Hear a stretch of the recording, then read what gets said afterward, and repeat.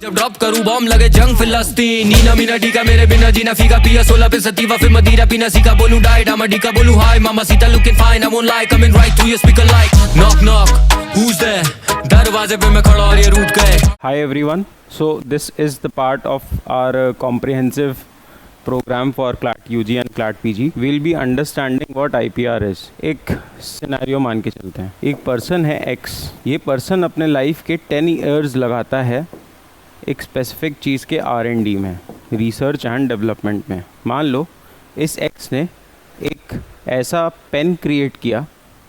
इस X ने neuro science पढ़ी, IT समझा, बहुत सारी चीज़ें पढ़ी और he was able to discover और let's say invent. He was able to invent a pen according to what he thought. मैंने एक ऐसा पेन बना लिया. So whatever I am thinking this pen is able to do so. मैं जो भी सोच रहा हूँ ये पेन अपने आप मेरे न्यूरॉन्स के साथ में अटैच्ड है और ये पेन अपने आप वो चीज़ लिख देता है. If I think of drawing something this pen is capable enough to understand what I am thinking. अभी एक अच्छी सी इनोवेशन है. इसी इनोवेशन को करने में X को 10 साल लग गए. जब X ने ये मार्केट में प्रोडक्ट निकाला तो कोई Y आया और उस Y ने वो पेन ख़रीद लिया from X and he went to his own house and established a factory there.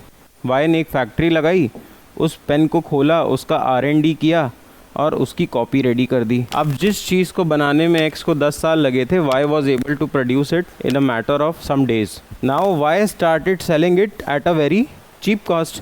Let's say X was selling a pen. Now this pen was costing them like let's say अब X ने 10 साल लगा के एक pen बनाया है, तो this pen let's say X says कि he'll sell it at 2 lakh rupees. अब अगर आप पेन के फीचर्स देखोगे तो आप ये पाओगे कि 2 लाख रुपए भी जस्टिफाइबल है. मैंने आपसे बोला मैंने एक ऐसा पेन इन्वेंट किया जिसमें मैंने बहुत सारा न्यूरो साइंस पढ़ा और अपने न्यूरॉन्स के साथ में इस पेन को अटैच किया.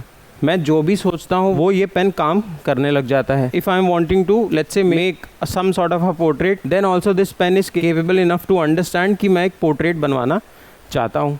इस पेन का प्राइस मैं 2 लाख रुपये रखता हूँ क्योंकि मैंने अपनी लाइफ के 10 साल इसकी R&D में दे दिए. मिस्टर वाई मेरे पास आते हैं और मिस्टर वाई मुझसे वो 2 लाख रुपए में पेन ख़रीद लेते हैं और मिस्टर वाई अपने घर में जाके सेम चीज़ का एक फैक्ट्री लगाते हैं और उसकी चीप कॉपी सेल करना शुरू कर देते हैं. अब आप खुद से डिसाइड करो इस केस में शुड वाई बी लाइबल और नॉट. अब आपके दिमाग में आएगा बिल्कुल कि अगर किसी ने 10 साल लगाए हैं राइट, क्योंकि एक चीज़ और समझो, अगर इस तरीके से चीप कॉपी अवेलेबल हो जाएगी तो लोग इन्वेंशन बंद कर देंगे, लोग वो 10 साल लगाना बंद कर देंगे और इससे लॉन्गर रन में ह्यूमन सिविलाइजेशन ही डिक्लाइन करेगी क्योंकि इनोवेशन नहीं होगा. अगर इनोवेशन नहीं होगा तो इंडस्ट्री मूव नहीं करेगी. Innovation and industry are directly proportional. इसीलिए आप देखोगे इंडस्ट्रियल रेवोल्यूशन 1.0 कोल और स्टीम इंजन पे था. Industrial revolution 2.0 was on electricity. Industrial revolution 3.0 के बाद आप देखोगे IT आएगा और IT से आज IoT आ जाएगा which is called as industrial revolution 4.0. So innovation is directly proportional to industry and to keep the innovation intact we need to protect the intellectual property of a person और a company. अब इस चीज़ को समझो, किसी ने 10 साल लगाए और वो पेन बनाया और उसकी वाई ने चीप कॉपी प्रोड्यूस कर दी, तो इस चीज़ को अब रोकने का काम कौन करेगा? उस देश का लॉ इन्फोर्समेंट. इसीलिए you will see there are laws specifically for intellectual property rights in India. Ministry of commerce का डेडिकेटेड डिपार्टमेंट काम करता है for protecting your intellectual property. अब इस चीज़ को और ध्यान से समझो, क्या है इंटेलेक्चुअल प्रॉपर्टी? अब इस वर्ड को हम तोड़ के समझेंगे. इंटेलेक्चुअल प्रॉपर्टी राइट मतलब मेरे इंटेलेक्ट से बनाई गई प्रॉपर्टी और उस प्रॉपर्टी पे मेरा राइट. अब इस चीज़ को समझो, जब तक आप किसी चीज़ का कमर्शियल यूज़ नहीं शुरू करते तब तक वो प्रॉपर्टी बनती ही नहीं है. So let's say if you have produced this pen and you are using this pen only for your self use and you are not commercialising your pen, तो इस पे आपको इंटेलेक्चुअल प्रॉपर्टी कवर नहीं मिलेगा. This will not be protected. This is not being protected. Why? Because you did not commercialize it.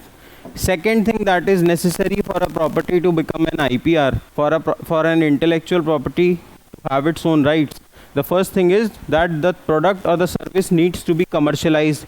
इसीलिए आपने कोई गाना लिखा and you kept it on your study table and some friend of yours came and took that paper and release that song. आप कुछ नहीं कर सकते हो बिकॉज आपने अपने गाने को कमर्शलाइज नहीं कराया था. You are not willing to trade it, you are not willing to commercialize it और गेट इट रजिस्टर्ड. उसका कॉपीराइट कराना था. सेकंड चीज़ जो चाहिए किसी भी प्रॉपर्टी को इंटेलेक्चुअल प्रॉपर्टी बनने के लिए इज़ इनोवेशन, और it should be novel, which means आपने जो भी प्रोडक्ट बनाया है it should have some sort of innovation into it. It should have some sort of innovation into it, है ना. If that thing already existed in the market, you won't be getting any sort of IP cover. So first requirement that you need is that the thing needs to be commercialized. If you're producing some service or a good, you need to commercialize it.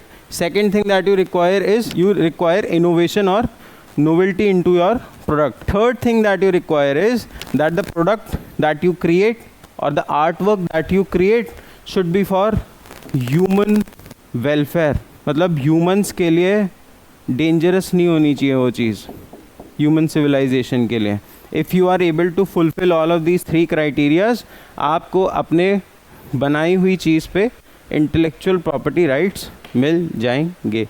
Now understand, intellectual property rights are of two types.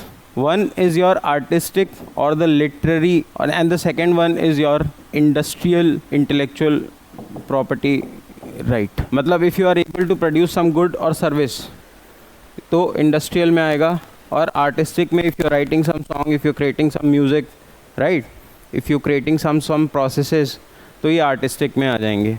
एक चीज़ और यहाँ पे याद रखो, अगर आपने product X बनाया है ना, and the things, the ingredients that you use were M plus N plus Y, और किसी ने जाके वापस से प्रोडक्ट X बनाया और इंग्रेडिएंट्स यूज़ किए M plus N plus Y, इसको कोई भी IP प्रोटेक्शन नहीं मिलेगा because this was already existing in the market.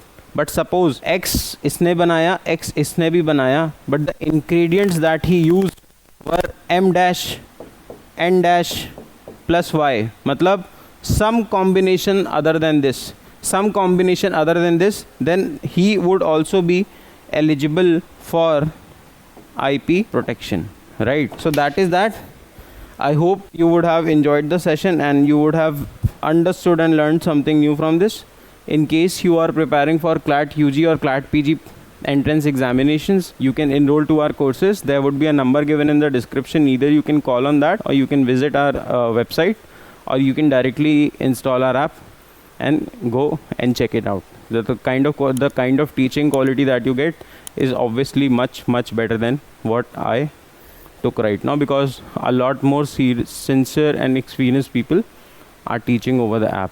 So please go and check it out.